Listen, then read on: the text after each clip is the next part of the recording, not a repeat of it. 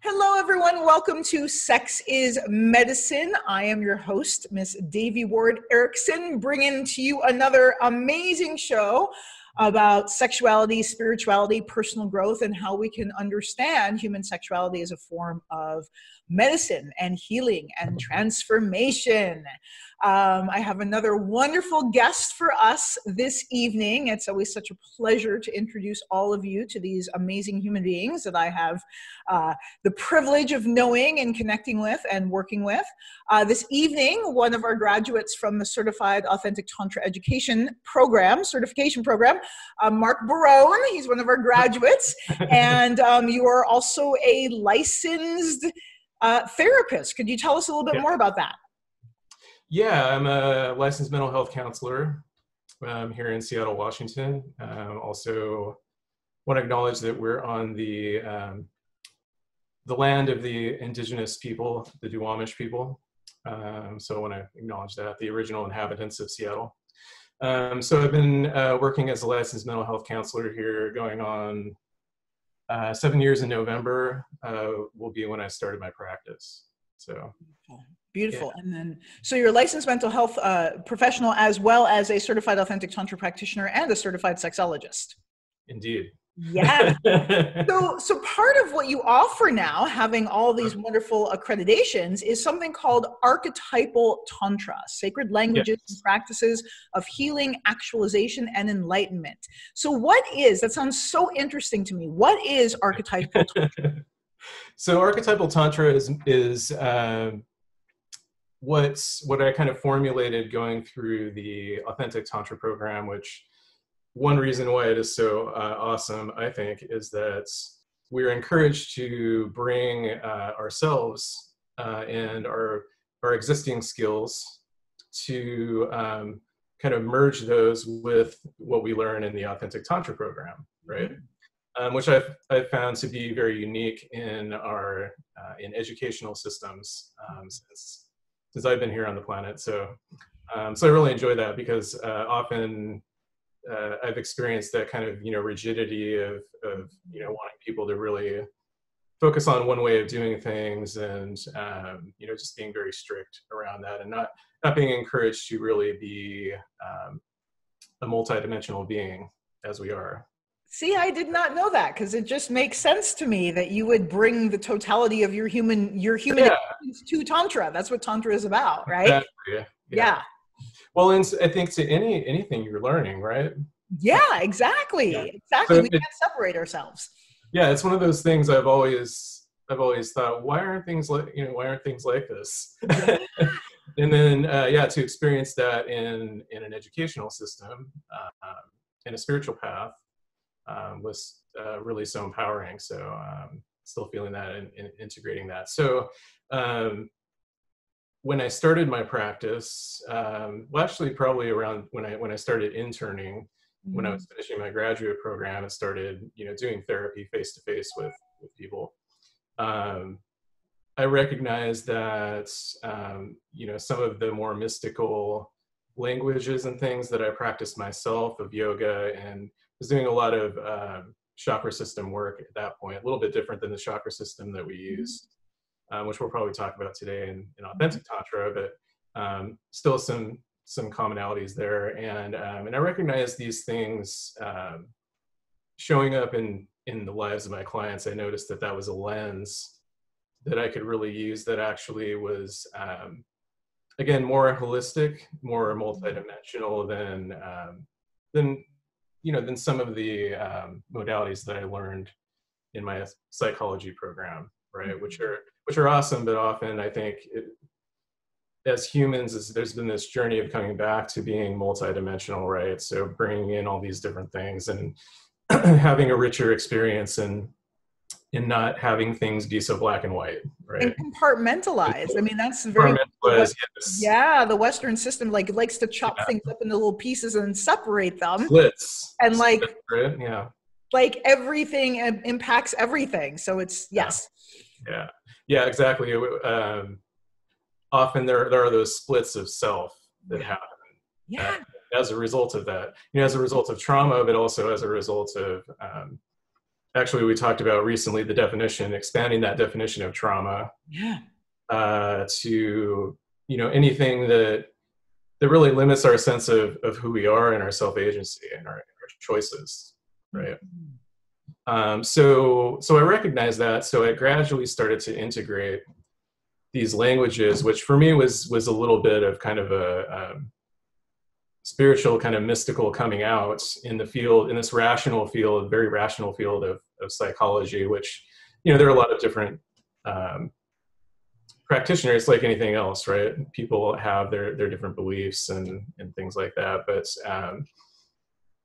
that seemed to me something that I saw was actually missing from a lot of people that were practicing, specifically in psychology. And I think that there is a lot of fear around that scaring people away, right? And of course we want to be successful, but then eventually I realized, well, that's kind of a filter, right? So if people are put off by some of these languages that I use, then most likely it's not a good fit for me to be working with them. And if I communicate clearly who I am and what I'm doing, then I'm connecting with the people that I'm really meant to be working with at that time. So I gradually started to introduce. I started with chakra systems, and then I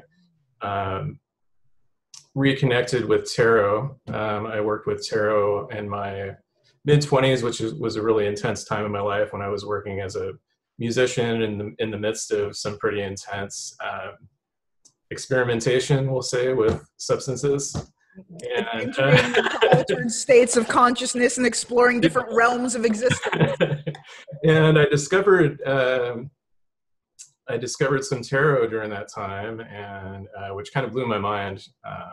And it was a little scary because it was so powerful. And so I reconnected with that, realized that was actually was kind of in my shadow for a while, right? Like I was still kind of engaging with it psychologically, but not literally having my hands on the cards and really owning that was something that I like to do and that was important and effective. So I brought tarot in, and then gradually introduced more astrology. Did a really amazing astrology training, and then gradually that led me to Tantra, you know, this path. So just gradually been introducing all those things. So authentic archetypal Tantra, question you asked. It's great to get that in-depth explanation of how it evolved for you, because again, like we were talking about, it's integrating the totality of who you are into your Tantra yoga practice. So it's wonderful to, you know, to be able to track that path. And that happens for I think for a lot of people. It's not like you just necessarily like dive into Tantra. It's usually there's a journey, there's an evolution along the path. And then eventually we encounter the correct teachings for us and we can weave it all together. Yes, exactly. I believe that's what is in place now. Yes. So yeah, it's archetypal Tantra. I specifically bring in the astrology and the tarot and weave that in with the authentic Tantra practices in theory. Okay, so awesome. So let's go through step by step, because I find this so interesting, the interconnection between authentic Tantra, the Tibetan 5-element system, which is the foundation of it, and astrology. So could you tease that out a little bit? Like, how do these things layer on top of each other and weave together?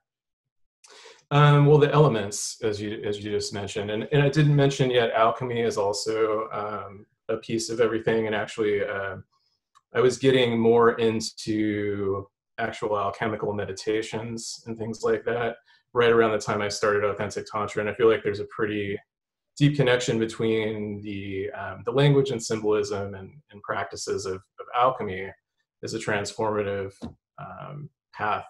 Absolutely. With Tantra, and it's also connected with astrology and tarot. But the elements, I think, is really kind of the foundation of all those things. I mean, the intention, right, is to heal the human body and reconnect with our sacredness and divinity, right? I didn't hear anything on this end, but I'm sure it's distracting for you. Wonderful, wonderful. Good to know. We had a little bit of a pause there. I apologize for that. So you were talking about the weaving of the elements into, Yes. yes. Yeah. So there's the intention, which maybe we'll get into later, but also the elements, right? So in authentic tantra, we start with fire element, right? So fire, earth, space, air, and water. And in alchemy and in tarot, there's spaces related to, or actually it's spoken of as ether, right? But it's the same kind of deal. Mm-hmm. Right? Yep. And in astrology, we see that with all the signs. We see the 4 elements primarily. So I believe, or we believe, that originally there were the 4 elements that were emphasized: air, earth, water, and fire. And then ether was added later because ether is kind of like spirits. It's kind of what holds everything together, right? It's like the breath. So there's air, but it's kind of like the breath, the life force, the breath that we breathe in is kind of like ether. And ether is also, like in the Tibetan understanding, its space is all the elements arise in space, right? So it's the container for the dance of life to arise in. Exactly. Yeah. Yeah. So the elements, I think, are kind of the foundation, the thread that weaves through all of those, and and it does highlight that multidimensionality. Yeah. That we have as humans, and it's very empowering to expand, I think, our language in that way. Yeah. What I love is I love how the elements are present, like in almost everything, right? All these different teachings, like the archetypal teachings, the tarot, the astrology, all of that, the elements they're like the foundation. They are literally the building blocks of life itself. Yes. Yeah. Yeah. And they show up in the tarot also in the, there are different sections of the tarot, but in the minor arcana of the tarot are the suits, which are wands, cups, swords, and discs or pentacles. And those correspond to the elements as well. Yeah. And then major arcana, there's all the planets are there, and the elements are represented, and also all the zodiac signs as well, which all the zodiac signs again correspond to an element. They're almost like, the way I think of it is like they're codes, right? And if you have the password, or the whatever, the decoder thing, then you can understand all these different languages, these sacred languages, like you were talking about. You can understand and decode these sacred languages and see how they all overlap and intertwine. Yes. Yeah. How they interrelate. Yes. Yeah. Yeah. And one thing that really started to emerge for me that I noticed was Scorpio, right? The sign of Scorpio. One of those hints was when one of our first sessions, we were talking about our birthdays, and you mentioned that you were a Scorpio, and I'm like, oh yeah, that makes sense. And then in some of my tarot readings, the 6 of Cups is Sun in Scorpio, and in the deck I use the key word for that card is pleasure. Oh, interesting. Right? I'm like, pleasure is medicine. Okay, so this is all like, sometimes it's like, can these signs get any more literal? Like, yeah, communicating with me. Okay, I'm listening, right? And cups are very much about that kind of emotional healing, right? So that card is very much about the deep healing that can come of the emotions. And the alchemy, right? That you were talking, the transformation. The transformation, yeah. Because often it's the prima materia, right? Which we can also see as trauma, karma, these oppressive cultural systems that are very apparent now, that they hadn't been before. It's very obvious now. So all of those things are this kind of raw material that can be transformed into something that is more enriching, gold was, the metaphor that was used in alchemy, still is used. Yeah. So what is the connection that you see between alchemy and Tantra? How do those two map onto each other? Good question. So there are different viewpoints on alchemy. I mean, some people looked at it as literally turning lead to gold. Which actually some people still do some really interesting alchemical processes with those things. In fact, they make oil out of the metals and things like that. So it's really interesting. So there is that component to it, but there's also that it's symbolic of the soul and of human existence and the evolution of the soul. Right? And the connections that I started to make, at least what I see and believe, is that Tantra is an alchemical process. So that in alchemy, there are often these alchemical vessels, right? And there are processes, and often those processes are related to the actual elements.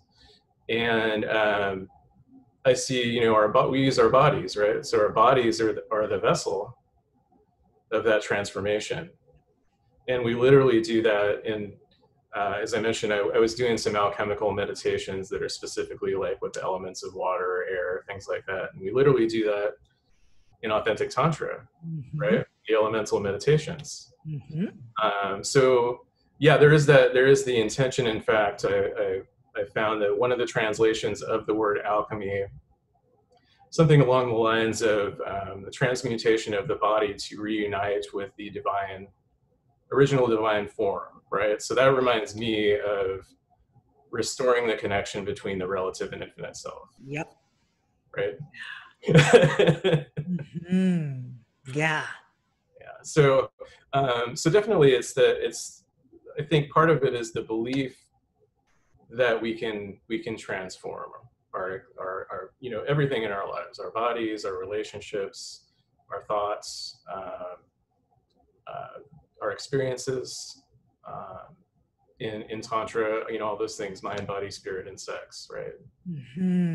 So yeah, and transforming the lead of our suffering into the gold of enlightenment, the gold of health and joy and freedom, and and all those wonderful qualities that we want to experience in order to be happy, healthy human beings. So I love that the connection between, Tantra is an alchemical process in my mind. Absolutely. Yes, yeah. So then how, in your opinion, does Tantra map onto astrology? What is the connection there? Yeah. And these are things I'm continuing to explore. So this is by no means an exhaustive review of everything, but these are things that I've recognized so far, and it's a great. When I went to our first retreat in June of 2019, and started to connect with everyone in person. One way I like to bond with people is to look at their charts and do tarot readings, and so I started doing that. I think probably like the first night. I think I started doing some readings, and I started to again recognize kind of the Scorpio placement, but also even more significant potentially than that placement is the South and North node in the chart. I had been enlightened to that some months before I started the first year of the Authentic Tantra program. And the South node, and it was also reviewed in my astrology program. My astrology teacher was like, literally, yeah, these are the karma points and the Dharma points. Oh, really? The karma and the Dharma. That's so important. Yeah, and I think in Indian or Vedic astrology, are they Rahu and Ketu or something like that? Do you know? And that sounds familiar, but we should. Yeah, you're probably right, but I'm not sure. But that sounds familiar. And yeah, so I really started to see that. I started with my own healing. So I started exploring that with my own chart and really seeing, literally those those 2 points are so significant, and it's just, there's so much truth to it. It's just so resonant, and with my experience. And then so I started to kind of research that and be like, does this show up with other people as well? And so yeah, the South Node is that point where we often get stuck, where we kind of think this is our life, like this is our lots that we've been given, right? So, and that can be things that come in from, you know, previous lives, right? So it feels like there's still some charge there, but we're actually kind of ready for the next lesson, the next journey. So yeah, there's potentially the karma, and then the experiences that we have that maybe cause trauma, all the things we talk about in the discussion of the relative and infinite self, right? So conditioning, the culture that we're born into, our families, you know, people kind of deciding who they think we are, right? And then us, you know, wanting to survive and wanting to experience pleasure. And so again, that's where the kind of those splits can happen, right? Where it's like, oh, I need to act this way, which is a little bit off from my center, like who I really am. But that, you know, I'm not experiencing, you know, this kind of heat from other people in a way that's uncomfortable, you know, which you kind of have to get through to get where you want to go, to be who you are, right? So the North Node, to interrupt you, so the South Node is like our karmic propensities, so like the things that we were born into this world with, and do they all necessarily have to be negative, or can they be, you know, positive propensities as well? That's a good point. Yeah, it's kind of like what we're inclined to believe is truth when, you know, after we kind of emerge and then we experience how things are, we kind of have this first impression. Yes. Right? Okay. This first impression of who we are, and that's usually based on our, I think on our circumstances and how other people view us, and even like our bodies and things like that, the body that we're born into. And yeah, ideally, so it's not a bad thing. It's just, it's not everything, right? And we think that that's everything, and often it can keep us in that suffering, right? So that's another thing with alchemy and tantra is the relief of suffering, right? So to reach enlightenment, the absence of or relief of suffering. So ideally our South Node, we kind of can shift that relationship so that it is something that's actually nourishing for us, right? It's kind of like our roots, right? So maybe we move away from home because we're really supposed to live somewhere else, but we really like, you know, kind of going back home and you know, experiencing that culture. And we can also bring that with us. So we can, you know, we can listen to that music, we can eat that type of food, we can speak that language, where we're really kind of supposed to dwell most of the time, right? And draw kind of strength from that. Instead of being kind of overwhelmed and defined by it. Yeah. Okay. Yes. And so that's where alchemy comes in, is the transformation of the negativity of that, of the karma, into a source of nourishment and enrichment. Yeah. Yes. And so that would lead me to believe that the North Node is where we're going. The North Node is ideally, I see where the journey is leading, and often that seems scary or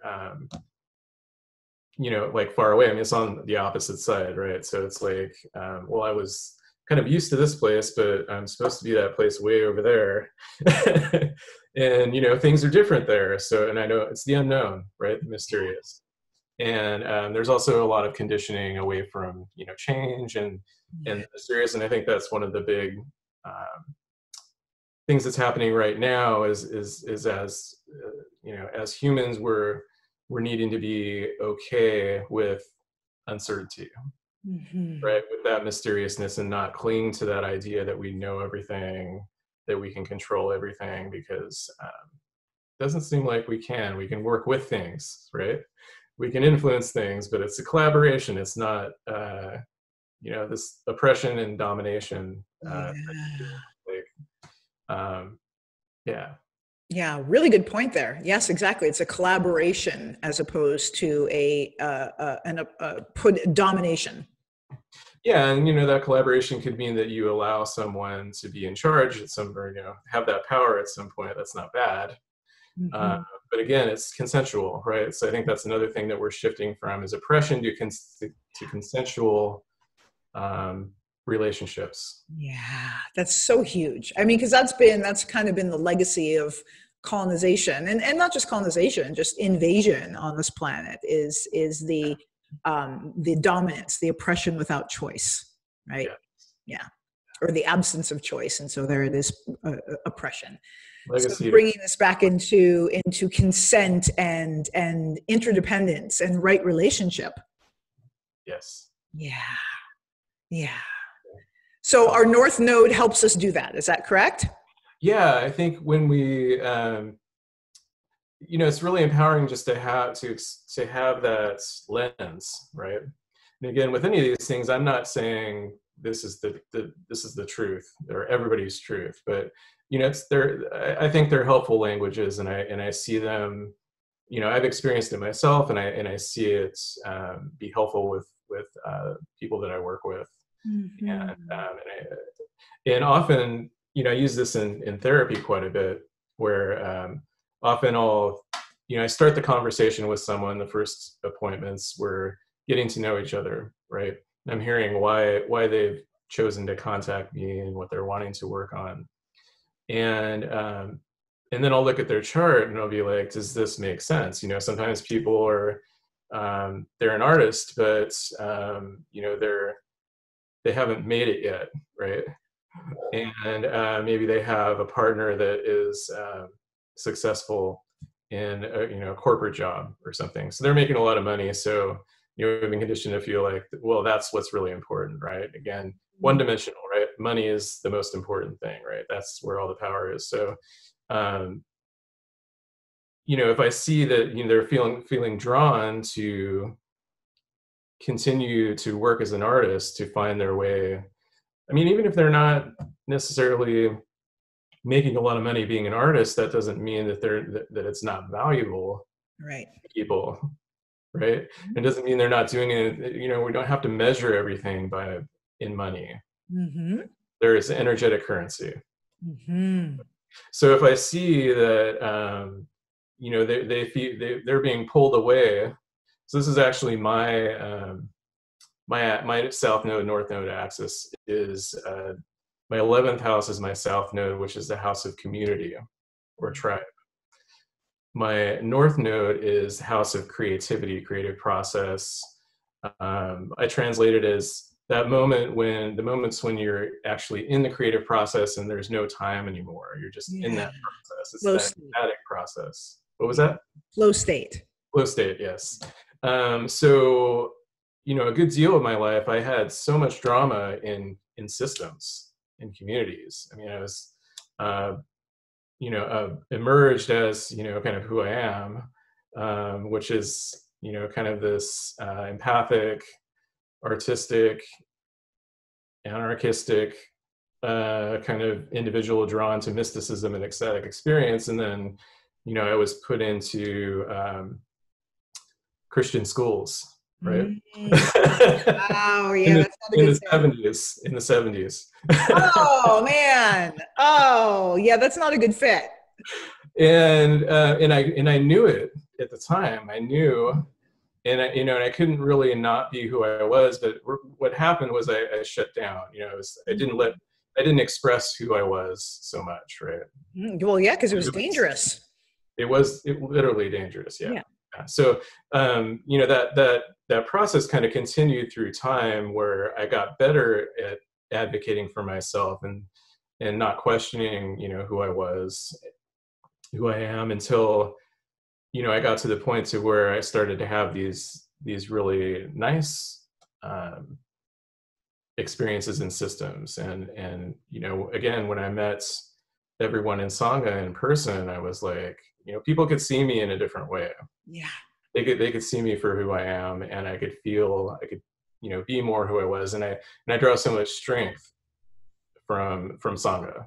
Yeah. That's what the South Node should be, right? Yeah. So there was so much drama, and then you know, what was my North Node is that creative process. So I really like being spontaneous and creative, and so for me, it was about learning to kind of integrate that into my work with people and into my life, right? And more consciously, right? Less compartmentalized, as you mentioned, and really to honor the fact that that's so important to me, right? Is that it's getting to that flow state. I think we're always kind of creating, right? And so creating from that place of the hearts, right? Of the heart and the soul, of all again, the multidimensional expression of who we are. Would you say that following your North Node, so you know, for you specifically, and maybe this is true for others as well, but it sounds like for you following that creative flow and spirit and guidance in your life, it led you to what you needed in order to purify the pain or the negativity surrounding your North Node. So, or I'm sorry, your South Node. So your South Node, which is all about community, initially started out really painful, but by following that the North Node, following the guidance of the North Node, you've eventually been able to create community that's actually, you know, safe and a healthy reflection, as opposed to a source of wounding. Is that accurate?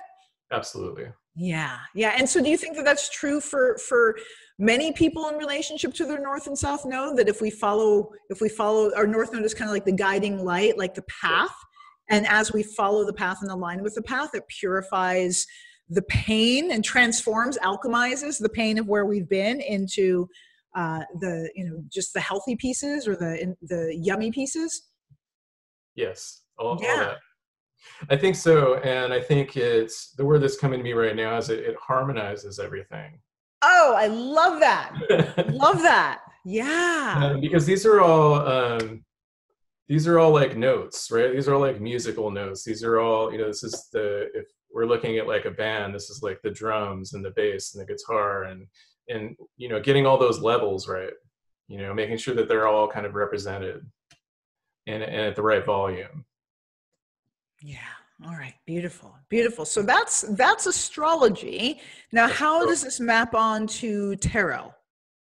So, I mean, because you're hitting all the points here. You got astrology, you got the tarot, you got the tantra, you got the transformation, transmutation, alchemy. You got all the esoteric pieces here. Yeah. So tarot, again, we come back to the elements again. So it helps us to it's a way of tuning into our intuition, right? So it's kind of a tangible expression of our intuition, I think, even like synchronicity, right? So when we pull the cards and we think about things and then we shuffle them and then we draw cards, we're kind of materializing that kind of sense of synchronicity. Sometimes we see things happen and we're like, whoa, that couldn't be more clear that these things are connected. But you know, maybe it's something like when you're thinking about someone and they call you or something like that. So it's kind of like this way of like physically seeing that. So feeling it and then bringing it into the material so we can actually kind of see it and look at all the different places too. So I think that's part of it, is that importance of nourishing our intuition, which I also think is connected with, you know, our emotional intelligence as well.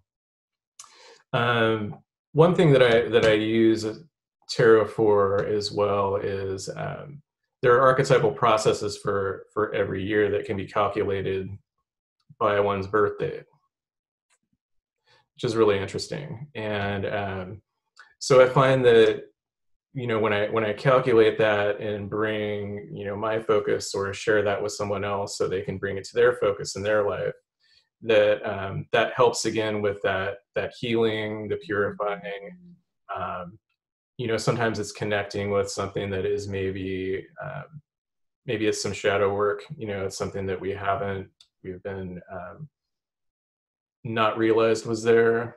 Maybe it's a blind spot. Maybe it's something that we've known but we're avoiding. Maybe it's, again, something that's just new. Maybe something somehow we don't necessarily see ourselves that way, and it's learning, well, what is our connection to it, and how do we express it in a way that we think is dignified? Yeah, and also there's in the major arcana, the 14th arcana is called art or temperance, or sometimes called alchemy.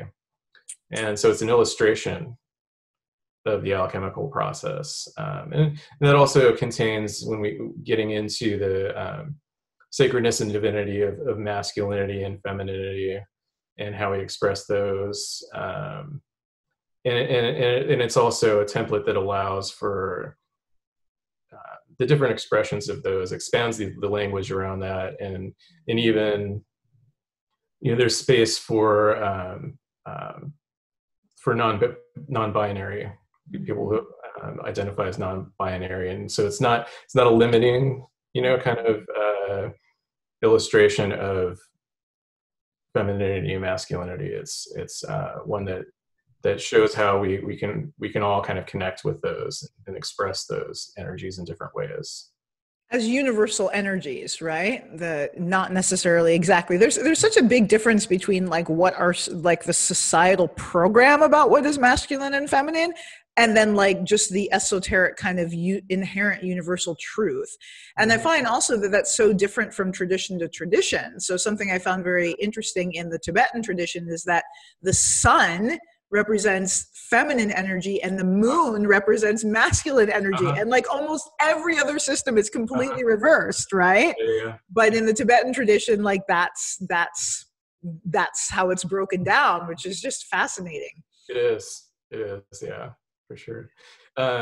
Yeah, one way of looking at it is receptivity and activity. Yeah. With a lot of these kind of symbols, I think it also takes a lot of the ego out of everything, and the defensiveness, and the you know, sometimes we have an intense experience with somebody and we're kind of like, you know, they're an asshole, like I hate this person, and it's like, well, no, that was like, you know, that was Saturnian energy shining through them at me, right? So it's like, it's not, you know, they're in this material thing, you know, I'm like, they have their own things like everybody does, right? But it's, you know, it's not that drama of you know, that the personal kind of ego experience and identity with that person. It's more like, oh, this person is communicating something to me from somewhere else, right? Yeah, depersonalizing it. Yeah, so that can be really empowering as well to again, kind of expand the language of what we're experiencing, right? So we go beyond that interpersonal drama, right, and get into inner relationships. Yeah, and archetypes, right? I love that concept of instead of, you know, an altercation being a personal thing of like, this person's an asshole, fuck them, that what they're doing is they're reflecting an archetypal energy back to me that I have, you know, that is integrating, right? So it really does take the lid off of, or the pressure off. Yeah, it takes some sting out of it, I think. Yeah, the sting, exactly. Particularly, you know, I also find it easier to, like, if it's just some random person who's like flipping you off in the car or being rude at the grocery store, it's a lot easier to make it more like archetypal and like less personal. But when it's someone in your intimate relationships, it's more challenging to have that wide lens. Oh, yes. Yeah. I agree. So you work with all of these different systems in the work that you do with Tantra, and helping people understand more about where they can unlock blocks, so to speak, and experience more, you know, activation and joy and all the good things that we want. How does that relate to healing the heart center and how the heart chakra relates to our evolution? Yeah, good question. So I think the first thing that comes to my mind is that the heart is in the center of any chakra system, right? So it's the bridge that kind of connects the lower chakras and the higher chakras. Not that one is lower is not as good as higher or whatever. It's just that's where they're placed, right? That's how we use language around it. And then, but then if you're standing on your head, which is higher, which is lower, right? I mean, so that hierarchy is something, and that just to interject here, that is part of a spiritual teaching of a particular, spiritual path or religious path, which is the view of that which is earthly as something lower, and that which transcends the physical as something higher. And that is also a teaching of the patriarchy. So I just want to point that out. Yes. The aversion to physicality is exactly a patriarchy. Exactly, and I'm so happy that you just highlighted that, because that's part of what I think we've been talking about the whole time as well. Is that is reclaiming the sacredness of humanity, of being in a human body, of our experience here, also knowing that we are connected to everything, right? So yeah, the heart center it's the center, right? So it's the bridge. It connects symbolically, is kind of, you just mentioned, it connects the material with the spiritual, right? And there are so many kind of symbols for that as well. I'm thinking of in the Egyptian mythology, there's weighing of the heart, right? So you can't go into the afterlife unless the heart is light as a feather. And I think when we bring our attention to our heart, I mean, if anybody does that, if anybody sits down and focuses on their heart and starts breathing, I'm guessing they're going to feel different than they did a few moments before that. They're going to feel potentially more expansiveness. And sometimes if there's a lot of armor around the heart, we talked about that, muscular armor, in alchemy. There's the transforming of the metals. There's a solve process in coagula, right? So dissolving the blocks and then bringing them back together is something more enriching, the gold, right? And even a student of mine did a lecture one time that I saw where on alchemy. And she was talking about salt. So in alchemy, salt represents solidity, right? And if we're talking about storing trauma in the body and those things being blocks and that it's physically in our body, she started talking about crying. And she's like, well, yeah, there's salt in our tears. Yeah. Right? And there's been so much suppression around that being a sign of weakness, or people just not wanting to witness other people's grief. Mm-hmm. It's a physical process, it's like saying, oh, I have to take a shit, but I'm not going to right now. Exactly. Crying, it's like the salt, that solidity, we're releasing. It's helping us to release that trauma. Yeah. Right? The solidity of the unexpressed emotion. So if we don't express them, they become cement, solid. And when we express them, tears are the transformation, the healing, the release of the density. Yeah, and then we come back together. We coagulate. We come back together in a more confident, more potent state, right? And so I think there's a lot of armor around people's hearts, right? There's layers and layers and layers. And again, not blaming anybody. I mean, there's just this ancestral lineage of trauma that's been happening for so long that people have wanted to protect. There's just been this. I think it's been viewed as vulnerability, right? To be heart-centered, to actually connect with people has been seen by a lot of people as weakness or just afraid of being vulnerable. But again, and you can't get into the afterlife. You can't get to enlightenment if your heart is filled with lead, right? Exactly. Yeah. Yeah. So the lightening of the heart, the emotions, is our pathway to realization. So shedding again, shedding the density, or transforming, alchemizing the density. Yeah. Yeah. Yeah. And so how do you address that in the realm of Tantra? Is the lightening of the heart?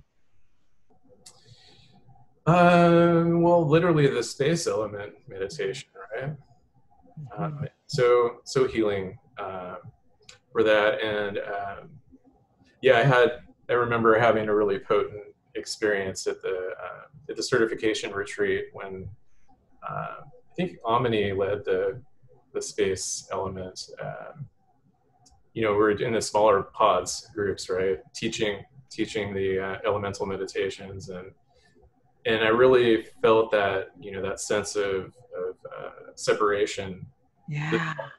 In a way where I was like, conceptually, often, I've been able to think, oh yeah, we're all connected, and we're all, but I really felt it in a different way. I was like, wow, yeah, it's like we are all made of the same thing, but we're in these different bodies, but we're, just kind of broke through a lot of those, again, that sense of separation from people, because they are, they look different than me. They're in a different body than me, that we're so separate. As opposed to interconnected. As opposed to interconnected and interrelated and interdependence. And I think that can get in the way, of course, of our connecting with other people. So again, that's that hardness, that solidity that can be there. So so I think that's the first thing that comes to my mind with the tantric path. And now I'm thinking about, some of the partner practices, right? So when we put our hand on the other person's heart, right? They put their hand on our hearts, and yeah. Yeah. And you made a point that I want to drill down into, which was the taking it from the conceptual to embodiment. So how important is that to you, is to take it from the brain to the intellect into the physical form, so that it becomes an embodied experience as opposed to a conceptual experience? I think that's the way to actualize, right? That's the way to, again, embodiment, right? Is of the physical. We can think about it, we can transcend the body, or we can fully inhabit our bodies, right? So yeah, I mean, the thought to me was like, well, that's when we get in the spaceship, right? And we take off, we break through those barriers, right? And I love what you said, that's how we actualize, right? So conceptual, it's like it's still in the ether, but when we bring it into the form, it becomes material. It becomes relative reality, or part of our reality. Yeah, I think it can be a safe, of course, it can be a safe place to be in thought about it, and have it be conceptual, and that can keep us from maybe experiencing our trauma in a way that's overwhelming, that maybe we're not ready for at the time. Yeah, but I think it behooves everybody to eventually come into the body. Yeah, well, I love that you mentioned the trauma, because in the study of developmental trauma, one of the primary traumas that many, many people on this planet have is the connection-based trauma, which prevents us from wanting to be embodied. And a coping style is the intellectual type, which are those who want to just live in their heads, because it's terrifying to be in the physical form, because there's so much unprocessed pain. Not necessarily physical pain, but emotional, psychological pain in the body, so that the body is an enemy, essentially, or a prison. I know that was so true for me. Oh my God. Likewise. Yeah. And also even relating this to astrology. So I have a lot of air in my chart. So I've got a lot of air and fire, which is fun. But air is very heady. It's thought. It's the intellect. So I really needed something like Tantra to get me into my body, because it's so easy for me to go into my mind. And, just, I like learning. I like looking at different things. I like variety. It's very easy for me to be in my mind and forget about my body. Yeah. So, for someone that is really heavy in the air elements, it's really helpful to have a practice like Tantra to come back into the body. Yeah, and really, the body is a safe space. Yes. Yeah, it is now. So how can people get in touch with you if they want to work with you? And then currently, due to COVID, how are you currently conducting the work that you do? I'm seeing everybody via video right now. I do still have an office, and maybe eventually I get back to seeing people face to face sometimes. But yeah, I'm seeing everybody via video now, and I have the 3 different modalities that I offer. Part of that is because again, we're talking about the individuality and the multidimensionality of humans. So I find it helpful to offer these different templates to connect with people. But also with holistic psychotherapy, I'm licensed as a mental health counselor in the state of Washington. So I can work with anybody as a therapist in Washington. And we talked a little bit about this in the previous podcast on trauma, as far as the difference between therapy and trauma-informed care and things like that. So I can work with anybody as a therapist, and again, I can have conversations with people about what is the right fit for them. Yeah, good. So I can work with anybody in Washington as a therapist, but then I do psychospiritual counsel, which is really heavy on the astrology and the tarot and shadow integration work. I can do that with anybody on the planet. And also Archetypal Tantra, which we've been discussing today, I can also do with anyone, anywhere. Okay. So people can contact me via my websites. Would you give us your URL? Yes, so it's Soul Catalyst Therapies, so Latin for sun, SOL, and Catalyst Therapies. I won't spell it all out because I think people can find it. And the link will be on under this video and part of the episode. So yeah, so there's my website. That's kind of the hub. I'm on like Instagram and stuff like that as well. But if someone finds me on the interwebs, there are ways of just emailing me, or my phone number I think is on my website. People are welcome to call me. And, Pacific time zone, just so you know. You got to reiterate that. I've gotten crazy calls at 3 a.m. that I'm like, and my hours are a little bit different than a lot of it. I usually start seeing people around 1 p.m. So, but I do respond to people, usually within the day, depending on what time it is. So wonderful. I'm accessible. Yay. Electronically. As are we all at this moment. Only some people have the physical access to me right now. You know how it is. Yeah, I often think of as we make references to COVID, or recently we're making references to COVID on the podcast. And so I'm aware of, in like 100 years in the future, people finding the podcast archives and being able to connect them to this point in history, because it's such a unique experience for all of us. Indeed. Yeah. Yay.